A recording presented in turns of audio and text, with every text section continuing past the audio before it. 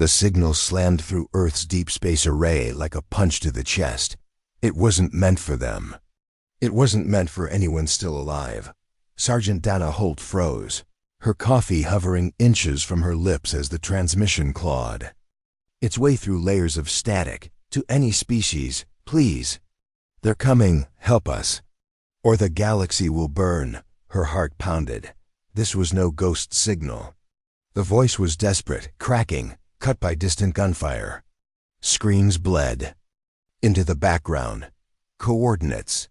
Transmitting now. Dana yanked her headset on, fingers flying across the console. The signal was coming from outside the known trade lanes, far, far beyond where Earth's colonies dared to go. No ship, no probe, no human had ever been that deep. The automated filters lit up. Hostile contact, unknown species, extreme threat. She patched the feed to command, her voice trembling. Sir, we just intercepted a live distress call, not ours. Not even close. A cold silence answered her. You weren't authorized to monitor that channel, her superior finally said. Dana frowned. Sir, did you hear what they said? The galaxy is falling. Another pause. Forget you heard it, the voice ordered. Shut it down. But Dana couldn't. The signal was still there, still screaming, and Earth was now listening. The footage was worse than Dana expected. Command decrypted the enemy transmission and played it in the war room. The room fell silent. No one breathed. No one moved. The enemy didn't conquer. They erased. On the screen, fleets of alien warships vanished, ripped apart by something unseen. Whole planets blinked out in seconds, swallowed by collapsing light. There was no warning, no demands. Just total silence where life had been. The Vrakul, that's what the terrified voices called them. Data poured in. 8 star systems gone. In less than a month, dozens more were falling. The last survivors weren't asking who would save them.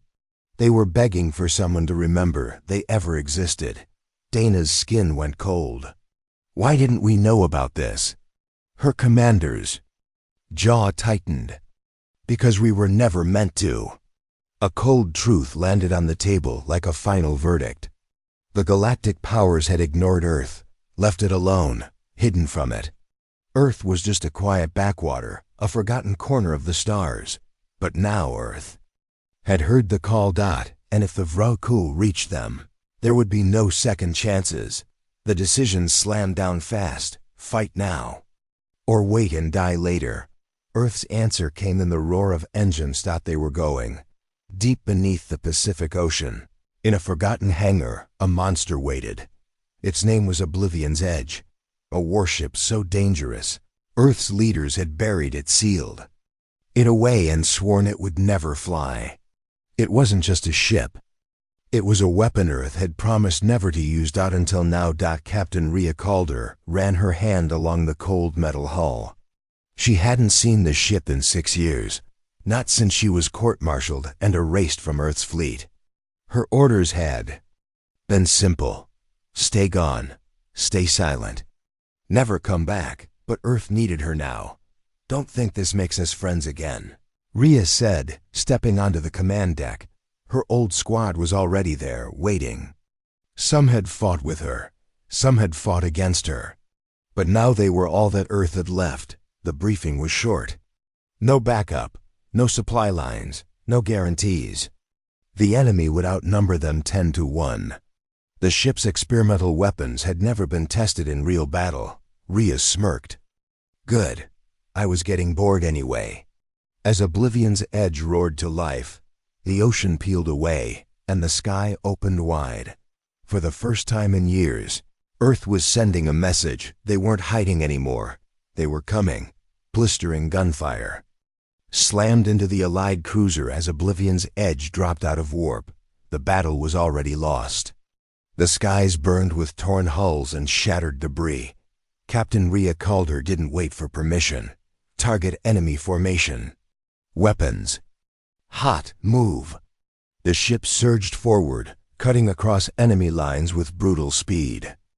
Rhea's crew fired blind into the Vrakul swarm, their weapons humming with Earth's strange, untested tech. Alien commanders on the emergency channel screamed in panic. "This is the last fleet. We can't hold." Rhea's ship tore a path straight to their flagship, dropping enemy destroyers in seconds. The alien's voice cracked in disbelief. "Who are you?" Rhea's smirk sharpened. "Earth, we got your call." The alien's fleet, moments from collapse, suddenly fought harder, pushing back alongside the humans. For the first time, the Vrakul lines wavered. They weren't used to Earth's weapons. They weren't used to Earth's reckless charges. They weren't used to humans at all. The battle wasn't a victory. It was barely survival. But Earth had done something no one else had. They'd stopped the Vrakul. For now. And now, the entire galaxy was watching, some with hope, some with fear, because Earth had just joined the war. The Vrakul expected machines, calculated moves, predictable enemies. They didn't expect chaos. Captain Rhea Calder watched as her crew twisted the battle into something the enemy couldn't understand. "Flip the fighters to flank left," she ordered. "Deploy EMP drones in 3, 2, 1. Explosions flickered across the battlefield as Earth's fighters darted and weaved like fireflies. The Vrakul warships staggered, their shields flickering and failing. An alien commander's voice cut through the comms, shocked. "They adapt fast, but not like this." Rhea grinned. "Humans don't follow rules, we break them." Every move was unpredictable, every tactic a surprise. Earth's ships used guerrilla strikes, decoys, and rapid retreats no one had trained. 4. The aliens tried to counterattack, but their rigid formations fell apart. Behind the chaos, Earth's warships launched a devastating surprise. Gravity torpedoes that crushed hulls like tin cans. The tide of battle shifted. The Alliance cheered, but the cost was clear. This was just the beginning. The Vrakul would adapt. They would come back stronger. And Earth would have to be ready, because the galaxy's darkest enemy now knew exactly who they were fighting. Not all allies welcomed Earth's sudden rise. Captain Rhea Calder scanned the war room, suspicion tightening her chest. Someone had betrayed them. It started with a failed assault. Earth's fleet walking straight into an ambush. Ships were torn apart, lives lost. Rhea's second-in-command, Lieutenant Vek, whispered, "This was planned." Someone fed the enemy our coordinates. A shadow moved among the alien delegates. Whispers of fear and anger grew. Some didn't want humans in command. Rhea didn't trust anyone but her own crew. She ordered a covert boarding party to search a captured enemy cruiser for clues. The zero-gravity corridors echoed with the sounds of silent weapons and hurried footsteps. They found encrypted messages hidden deep in the ship's AI, proof of collusion. Some alien factions wanted Earth defeated. Back on the command deck, the betrayal hit hard. "How many have turned against us?" Rhea demanded, voice cold. "Enough," Vek answered grimly. Rhea clenched her fists. The war was no longer just against the Vrakul. It was a battle for trust. And Earth had to survive that. 2. Victory always came with a price. Captain Rhea Calder stared at the broken flight helmet, clutched in her hands. It still had blood on. It belonged to Lieutenant Vek, her second-in-command, her closest friend. Vek had taken the hit meant for her. He didn't hesitate. He didn't survive. Rhea locked herself on the ship's observation deck, the stars burning cold beyond the glass. Was this worth it? She whispered to the silence. The answer didn't come. Just another report. Another battle. Another name scratched off the list of the living. Her crew waited for orders, but Rhea didn't move. She could turn back. Let the aliens fight their own war. Leave them to burn. Earth was still safe for now, but then the next transmission arrived. Earth's message was clear. Reinforcements are coming. They weren't sending a retreat. They were sending more ships, more soldiers, more hope. Rhea closed her fist around Vek's helmet and rose to her feet. She wouldn't run. Not now, because this war wasn't just the galaxy's fight anymore. It was Earth's fight, too. And she would finish what they started. No matter the cost. The galaxy thought Earth was alone, small, weak, outnumbered. They were wrong. Captain Rhea Calder's ship Oblivion's Edge arrived at the rally point where alien commanders argued about retreat. They thought Earth's forces had already given everything. Rhea interrupted their shouting match with a quiet message. "You've seen what one of our ships can do." They paused, waiting. Rhea smiled, sharp and cold. "Now watch what happens. When we send all of them." The sky tore open. Dozens of Earth's warships dropped out of warp, each one more dangerous than the last.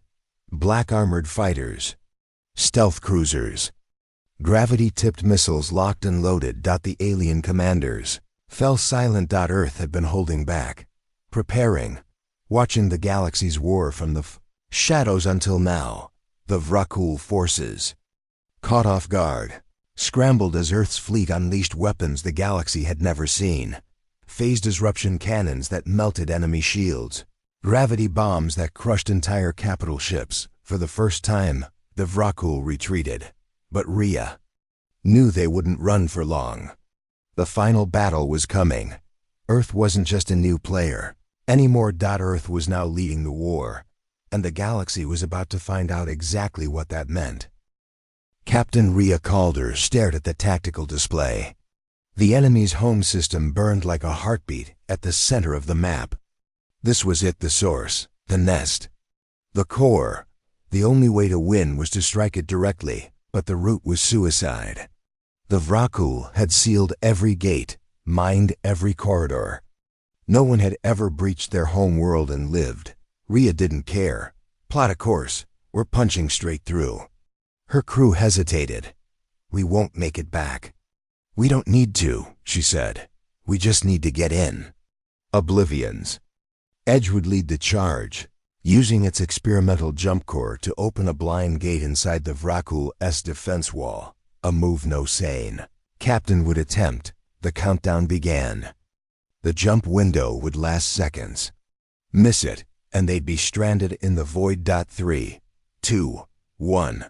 The stars ripped apart as Oblivion's Edge tore through space, slamming straight into the heart of the Vra'kul stronghold. Enemy swarms closed in. Alarms screamed. There was no turning back now. Rhea's voice cut through the panic. Earth didn't come to survive. We came to finish this. The final battle had begun. The Vra'kul hive pulsed ahead, massive, alive, and tearing reality apart. Oblivion's Edge was bleeding, its hull ripped open, systems failing. But Rhea Calder didn't stop. "Arm the core detonator," she ordered. "We'll burn this place from the inside." Her surviving crew looked at her, loyal to the last breath. They all knew the cost. No one argued. No one asked to leave. The final transmission from Earth crackled through the static. "Captain Calder, we see you," Rhea smiled faintly. "Make sure you remember us." Oblivion's Edge smashed through the hive's inner wall as enemy ships clawed at their flanks. Her crew fought to the last second, buying Rhea just enough time to prime the jump core, turning the entire ship into a weapon. Her final message wasn't for Earth. It was for the galaxy. To any species, "This is Earth. We heard your call. We won't forget you, and we don't run." The jump core detonated, collapsing the hive in a blaze of light and fire. The Vra'kul's heart was gone, shattered by the very world they thought was too small to matter. Across the stars, silence fell. Then the galaxy whispered a new name. Humanity, the ones who answered, and Earth became the legend no one could erase.